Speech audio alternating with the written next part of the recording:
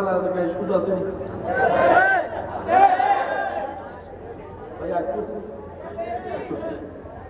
চেষ্টা কোথায় লাগছে আগে সেটা শুনেন। কর্জে হাসানা বন্ধ হয়েছে, সুদ চালু হয়ে গেছে। নাহলে ইসলামে কর্জে হাসানা আছে না নাই? বলে না কর্জে হাসানা আছে না নাই? কর্জে হাসানা চলন বন্ধ, শয়তানের সুদ। যারা সুদ নিছে আমি কাউরে চিনি না, তবে এতটুকু বলি আপনারা মিলাই দেখেন, সুদ নেওয়ার আগে মনে হয়েছে মাসে 100 টাকা, এগুলো তো কোনো ব্যাপারই লাগার পরে না বুঝতে পারছে 100 টাকা বাইর করতে কষ্ট হয়ে যেতেছে। আগে 5,000 টাকা দিয়ে যেভাবে চলতে পারতো, এখন 10,000 টাকা দিয়েও পারে না। আমি বলি মিলে কিনা আপনারা দেখেন, এক সুদ থেকে বাঁচার জন্য আরেক জায়গা থেকে সুদ টান দিছে। মানে প্ল্যানিং করছে, এখান থেকে দিব, এখানে দিব, মোটামুটি শেষ হয়ে দিব, তারপরে এটা আস্তে আস্তে দিব, এটা তো পুরান, এটা তো নতুন, কোন রকম সম্পর্ক চলিব, একে আবার দুইটাতে জামি জামি করছে। চেষ্টা কোথায় লাগে শুনেন, অভাব কার নাই? সবার আছে। বিপদ কার নাই? সবার আছে। দেখছেন আল্লাহ বলে যে আমি চাই তুই আমার জন্য অপেক্ষা কর। আল্লাহ বলে যে আমি চাই তুই আমার জন্য অপেক্ষা কর। এই মাঝখানের যে সময়টা, এটা যদি ধৈর্য ধরে কাটাই দিতে পারো, আমি আছি তো আল্লাহ, আমি খালিক আছি তো, আমি মালিক আছি তো, আমি রহমান আছি, আমি রহিম আছি, আমি গফফার আছি, আমি সত্তার আছি। আরে তোরা কি দেখোস না, বিজ্ঞান থেকে শুনোস নাই, মাছের জগতে সবচেয়ে বড় মাছের নাম হচ্ছে ব্লু হোয়েল, নীল তিমি। একটু জোরে বলেন, কি তিমি? নীল তিমি। আজকে যে বাচ্চাটা নতুন হয়েছে ডেলিভারি, তার মাথায় জায়গায়, তার বাটা ওই জায়গায়, মাথা যার এইখানে, পা তার ওইখানে, ফ্যাট কদ্দর। আমরা মোটামুটি সবাই তার ফ্যাটের ভিতরে সিপকা সিপকা।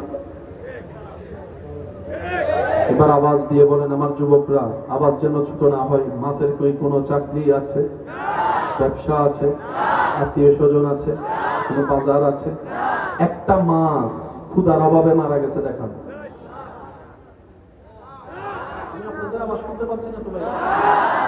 করোনাকালীন সব বন্ধ, একটা কুকুর খাবার অভাবে মারা গেছে দেখান। বিষয়টা কি? রব বলে যে এটাই তো তোদেরকে জানান দিতে চাই রে বান্দা, তোর রিজিকের দায়িত্ব তোর বাপেরও না, মায়েরও না, স্বামীরও না, স্ত্রীর না, আমি রবের উপর দায়িত্ব নিয়েছি, আমি রবের উপর দায়িত্ব নিয়েছি। বান্দা আমি রাজ্জাক আছি তো, তোর টেনশন কি? তোর দরকার নাই। বিপদ আসলে ইন্নাল্লাহা মা'আস সাবিরিনটা মনে রাখবি। বিপদ আসলে আমি রবের হুকুমের অপেক্ষা করবি। তাড়াহুড়া করিস না, তাড়াহুড়া করিস না। বিপদ যদি আমি দিই, বিপদ থেকে আমি আল্লাহ তোকে উদ্ধার করে দেব।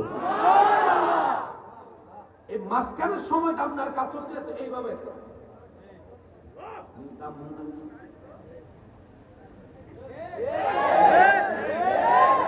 আমরা তো আর আপনাদের ভাষা পারি না, আমরা তো সিলে গিয়ে মানুষ ভাই হয়তো গেলে নাও আমরা বিন্দু আছে আর আর দিন আর নাও আর কেন ওনাকে তারপরে কেন হয়ে গেলে নিতাম না। বউয়ে বলে কেমনে কি করবা? আল্লাহ আছে। আওয়াজটা একটু জোরে বলেন, কি বলবেন, কি বলবেন? আমি তো সবার মুখে কোনো শুনি না, একটু বলেন, আরো জোরে বলেন। আরে তোর 2 সপ্তাহ পরে তোর ফ্লাইট চলে আসছে, এখন কেমনে কি? টিকিট না হলে কেমনে কি হবে? জোরে জোরে জোরে, আরে জোরে বলেন। আরে সামনে 2 সপ্তাহ পরে মেয়ের বিয়া, আত্মীয় স্বজন দাওয়াত দিতে হবে, আয়োজন করতে হবে, খাবার আনতে হবে। টাকা কই? সুদে যাও, সুদে যাও, সুদে যাও।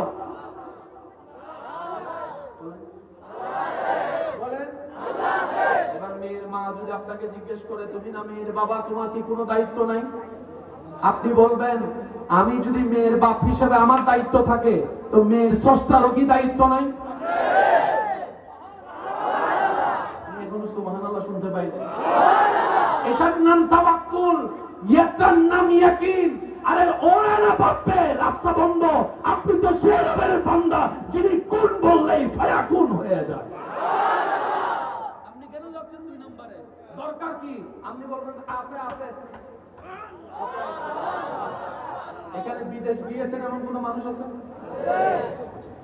বিদেশ যাওয়ার সব রেডি, কিন্তু টাকা নাই। কেমনে কেমনে বিদেশ চলে গেছেন এমন কোন মানুষ বলেন না? 5 বছর পরে বিদেশ করে আসার পরে বন্ধু জিজ্ঞেস করে, তুই তো যাওয়ার আগে তোর টাকাই ছিল না, কেমনে গেলি? তখন আমার ভাইয়া বলে, আল্লাহ ব্যবস্থা করে দিয়েছে, আল্লাহ ব্যবস্থা করে দিয়েছে, আল্লাহ ব্যবস্থা করে দিয়েছে। এবার সূরা তালাক আয়াত নাম্বার 2 শেষের অংশে রব্বুল আলামিন বলে, ওয়ামান ইয়াত্তাকিল্লাহ ইয়াজআল লাহু মাখরাজান ওয়া ইয়ারযুকুহু মিন হাইসু লা ইয়াহতাসিব। আমার বান্দাদের ভিতরে যারা আমি রবকে ভয় করে আমার উপর তাওয়াক্কুল করবে, অপেক্ষা করবে, আমি আল্লাহ তার জন্য এমন জায়গায় রাস্তা খুলে দিব যেখানে সে কল্পনাও করতে পারে না।